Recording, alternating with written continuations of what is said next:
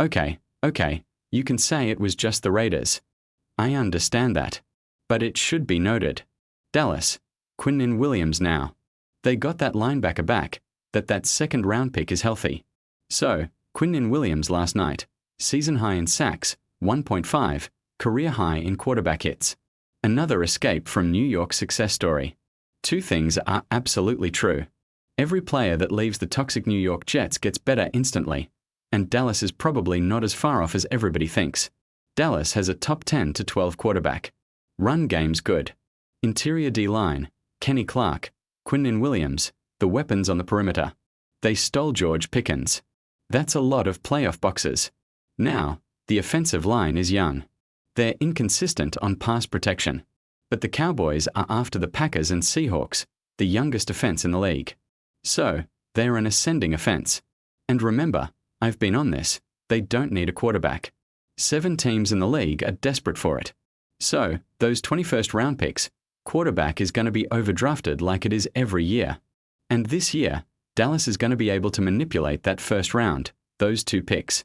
So, Quinnen Williams now, you watch, he was an all-pro with Robert Saleh. That's what you saw last night. That was the Quinnen Williams. That was an all-pro. Expect that going forward. By the way, Kenny Clark, interior lineman. So, not all struggling teams are equal. Dallas is young. They're ascending. They got a top 10 to 12 quarterback.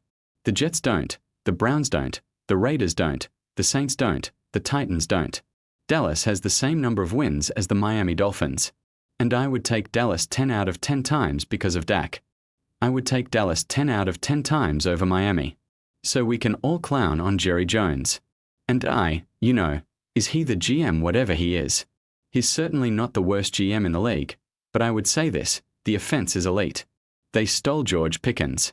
They don't need weapons. Running game feels solid. The O-line has to get better in pass pro, but they are all young. The offense is young, and the 2 defensive issues they have, they can solve in the draft because they have 2 first-round picks. So, I think Dallas is going to win 6 or 7 games. And they're going to get an elite pass rusher in the draft. But last night, we got to be fair about this. Donovan Ezeraku, their 2-round pick, played last night. Oh, yeah, he's good. He's a good player. And they got back, DeMarvion O'Shone, the linebacker. They got him back. Well, he's an athlete. So, you started seeing some of those young guys behind Quinnen Williams, and I know it's the Raiders. I get it. I understand it. But again, turn the sound down. Watch their athleticism last night. Quinnen Williams, a career high in quarterback hits, and 1.5 sacks, a season high, escape from New York. So, we can all say we want to do, but I said this, when they got Quinnen Williams, they did not give up a first-round pick next year. That was very smart by Dallas, because 6 to 7 teams are desperate for a quarterback, and there's a bunch of quarterbacks that are probably mid-second, high second, late first-round picks. They're all going to be overdrafted. Mendoza is going to go 1 or 2. Everybody else probably gets overdrafted. You need a quarterback. And the following year doesn't appear to be as good a quarterback as this year. There's not 7 or 8 guys that can go in the first couple of rounds. So, last night they were finally healthy on defense. Jerry Jones said after the win over the Raiders, he could hardly contain himself. Again, not all bad teams are equal. The Raiders don't have anything right from the culture to the run game, head coach. There's a lot of stuff. Dallas has the offense right. Ascending young O-line that run blocks pretty well. Excellent weapons, stole George Pickens, CeeDee Lamb's a 1. Devonta Williams looks like the Bronco kid. That offense. I think it's number 2 in the NFL right now. That's fine. Okay. Look at all the bad teams. I'd feel a lot better today about Dallas with those 2 first-round picks. Maybe go get Caleb Downs, Ohio State. Go get an edge rusher. Problem solved. Young athletic. All right. So, you get to the point of this. I always think this is funny in the NFL season. Fans will always do this. I'll say, well, I like this team. And they're like, well, they haven't beaten anybody.